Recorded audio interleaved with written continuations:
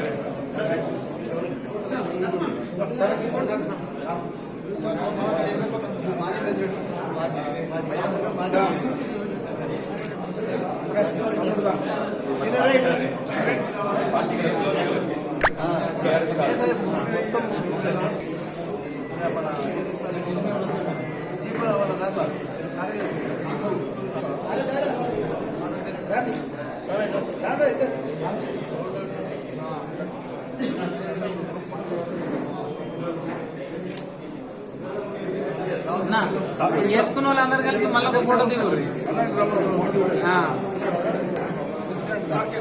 మీరు అందరు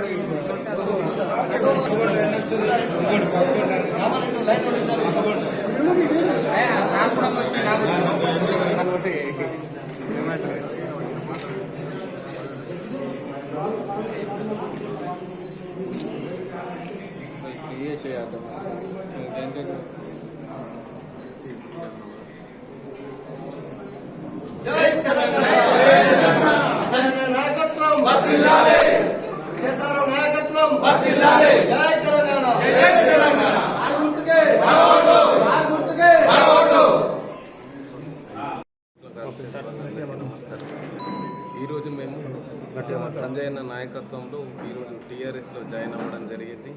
వారు చేసే మంచి పనులు, అభివృద్ధి అన్నీ చూసి రావడం జరిగింది. ఇక నుంచి బీఆర్ఎస్ని విజయవంతంగా ముందుకు తీసుకెళ్ళి సంజయ్ అన్నని ఎమ్మెల్యేగా గెలిపించుకుంటామని మా వంతు కృషి చేస్తామని కోరుకుంటున్నాం.